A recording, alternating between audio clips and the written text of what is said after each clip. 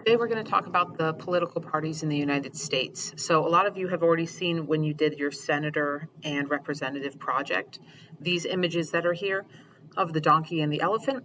We've also heard a lot about Democrats and Republicans in the news, but also when you were doing your research. So those are the two political parties that we're going to be talking about today. We're going to get more information about them as the year goes on, but this is just sort of general background information for you. All right. So the political parties that we have, they are a group of voters with common interests who want to influence the government. So each political party, they'll have certain ideas, and they are going to influence the government to sort of expand on those ideas and to pass laws that reflect their ideas. The U.S. has a two-party system. Now, if you look at the actual parties that might be on a ballot to vote, there could be more than two, but there are two parties that get the majority of the votes. There are only two main parties that hold most of the power. Those are Democrats and Republicans, which is why we hear about them so much. The functions of political parties: they nominate candidates. They inform voters about specific issues they should be concerned about. They ensure candidates are qualified. So if somebody runs as a Republican for president, they need to actually be qualified to run for president. They help govern in Congress and in state legislatures. So all of these political parties, they make sure that they are getting candidates that are able to run the government, that are able to make decisions, but are also good at this particular job or would be good at this job.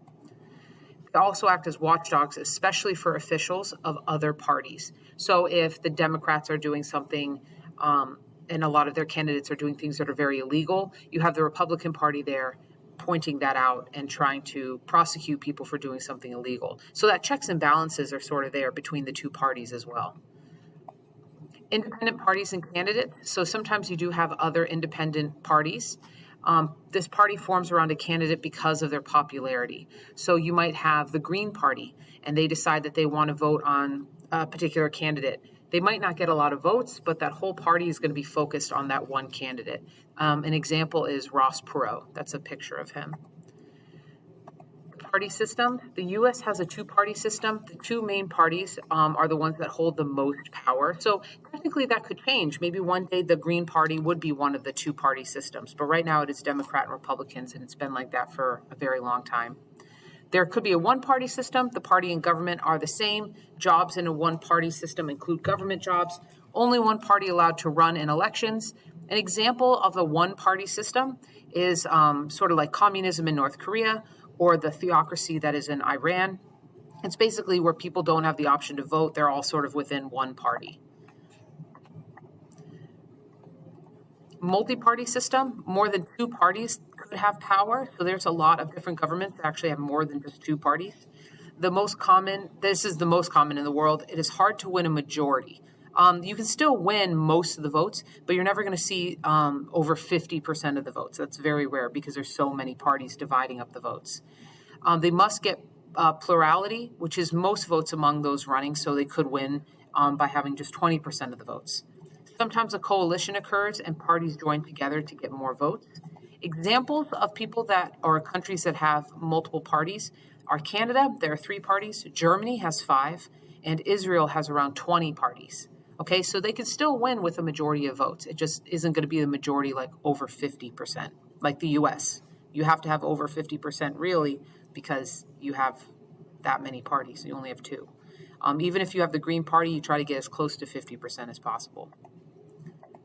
The political parties today in the U.S., you have the Republican Party. They were created from a dispute over slavery. So this is a very old party. Lincoln was actually the first Republican president. And they tend to support a stronger state governments, less change, more tradition, and less taxes on the rich. They also support less government spending, and their symbol is the elephant. These were some of the candidates that we had that either were in government or ran for president or vice president. These are all Republican candidates. Political parties today in the U.S., the Democratic Party. This has roots in Jefferson's Democratic Republican Party. So this is an even older party, but it has slightly changed over the years. Same with the Republican Party. They tend to support strong federal government, more change, taxing the rich more, and spending more on government social programs like welfare or Other things like schools, funding, they try to do it with the federal government watching all of that. Their symbol is the donkey. And these are some of the Democrats that we have. Now, obviously, Oprah Winfrey is there, but she is a staunch Democrat, which just means that she has always been a Democrat and she always follows Democrat candidates. The Democrats, they have a strong central government. They're federalist, socially liberal. They have a loose interpretation of the Constitution, so they kind of follow Constitution laws, but focusing on what is benefiting the people now and what is needed now. The free market with limitations by the government. So they believe that we can have small businesses and other companies, but you need to have limitations from the government to prevent things from getting too big and taking advantage of the people. They also lean towards the left. So the left just means if we have politics on one line, to the left, this is my left, but that's your right if you're looking at the video. So they're over here for you guys. That just means that their politics lean more towards that direction of being liberal. Republicans, they believe in a strong state government. They are anti-federalists. They are socially conservative, which means that they might be spending money on social programs, but where they can save money, they're going to try to do that or try to make it privately owned. There's a strict interpretation of the Constitution. So what the founding fathers might have meant at the time, they interpret the Constitution that way. They believe in a free market economy, so everybody is allowed to compete with little oversight because that will restrict competition and allowing people to open businesses. And they are on that political line more towards the right. Right versus left. Right are people who hold more traditional values. That is somebody who's a Republican. Their ideas are more traditional. And left are people who support more change in society. So they might still have like traditional ideas, but because society is changing, they're following that. Radical. This is somebody who is at the far, far left. They call for rapid changes in the government. They may be willing to resort to extreme methods, including violence and revolution. And someone who is liberal. Government active in social welfare, so they believe the government should have more of a role in that. They are peaceful. There should be more gradual change, but there should be change. And they reject violent revolution. They don't believe in any type of revolution or any type of violence to make change.